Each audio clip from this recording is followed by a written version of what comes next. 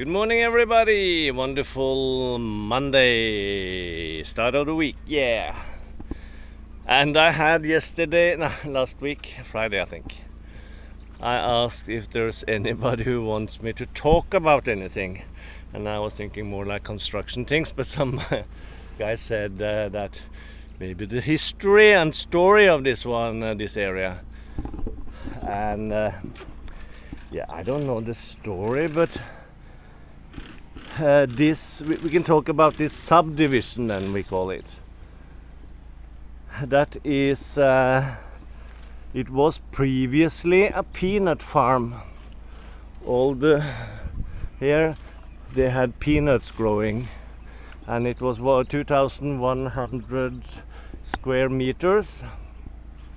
And here in the back, where Philip and me and are constructing,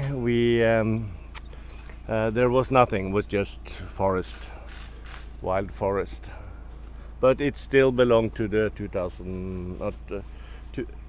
21,000 square meter. And then this land was bought by Dreamland, and that is Karin and Mario, I think, is the people who runs that most of the time. And they divided it into lots, and I think most of us up here came up here because of the videos from the Armstrong family. In the beginning they came up here and they were really positive to everything. So then Dreamland, they made the cemented road, and I think, at least on the drawings, it was meant to be electric poles and also water, but that is not gonna happen, looks like. So looks like everybody needs to supply for themselves. So there is 150 square meter, most of the lots up there, and same here. And there's some which is a little bit bigger, and some people who have bought 2, 3, 4, 5 lots. So, and also behind me here, this is my lot up there. All the way down here there are lots. So this is the story about this area. So we are now 2 people who are constructing house or wall, and we have one which is making the fence, and and we have a lot down there, one small one, 150 square meters, because we had a problem finding water up here. So we actually bought that land for that, and same did the other couple. They also have this, you see some construction there. So they have a well there. Yeah, that is the story of this area, I guess. The city of Daklapan, which is just over here, or the village, or Sabang, which is over there. You Google Sabang or Daklapan, then you can read. So I've been thinking this weekend we need to start on the foundation here for our sliding gate. So we need to make a foundation where the gate can stand on. So we talked to the foreman, and that should be priority number 1. And while I was away on Saturday, they made a form and they poured the 3 columns here, and I guess they will start on the rebar for the beams today. And they also dug up between the footers to put down hollow block all the way, and they're doing that now. We don't do it here. Or we can, because we need access to this area.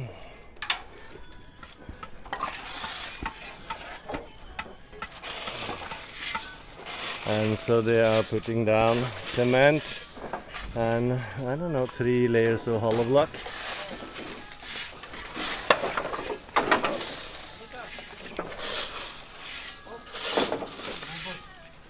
Yep.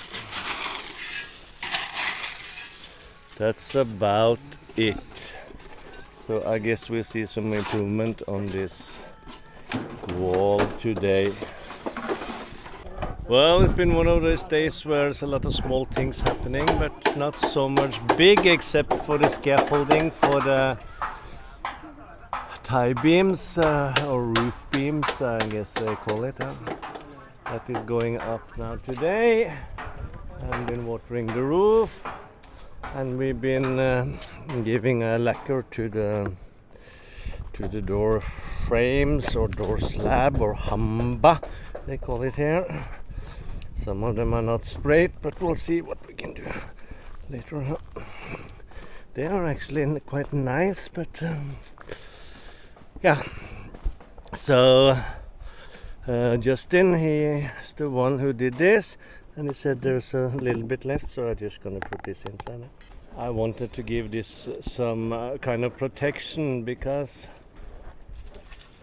when they put it in, you know, they have cement, they have paint, they have oil, everything, and if the wood is untreated, it goes straight in and then you're stuck with it. But if I put some lacquer on it, it's easier to get off. That is my idea.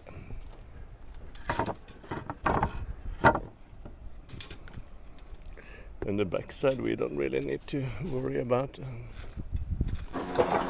And here on the fencing, they have also come a long way. They put up hollow blocks all the way.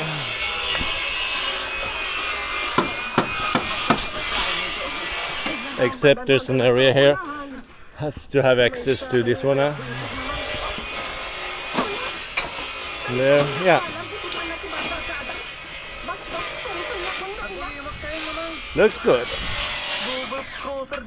Looks good. And about this water tank, I prepared the electricity from the fuse box through the house, going out on the side, and then it goes down to the water tank.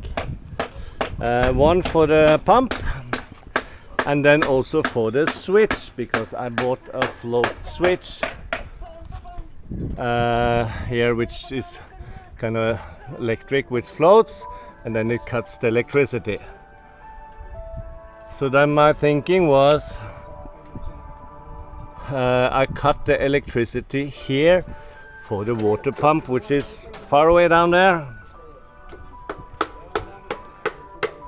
So that's how I regulate the water level in this one, because the water level float will be here. And there's a lot of cable, a lot of connections. And then I started thinking, sometimes I do, stupid things. Now I would say I have been stupid. Because down there in the water pump there's a pressure switch. So when the pressure drops, it goes on. And then it pumps it all the way here and then into the water tank.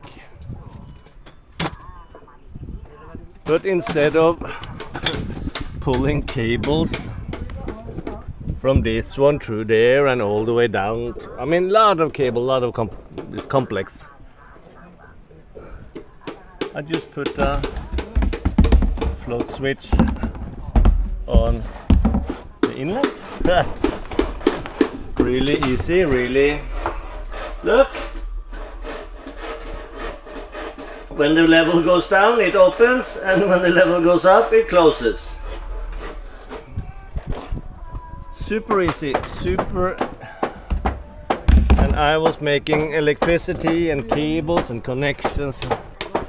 Yeah, sometimes my head is not working properly, huh? Okay, they say the easy way is the best way, and now I've done that, so yeah, okay, but you live and you learn. And then I've been preparing the fuse box. This is the metal inside. You know, it's so thin, everything, so when you screw it together there's no holding this thing on it. So now I had to glue it to this metal together, and I glue the ground, and the neutral bonding also is glued to the, yeah. And then the screws is too long, so I have to use the grinder to cut them, but it will be okay. Yeah, go and cut them with the grinder now. And I drilled here on the top. I have 6-7 half-inch inlets. And then in the bottom there is an open, we can open up, so that is easy. But on the top there's nothing. And there's a lot of things coming in from the top.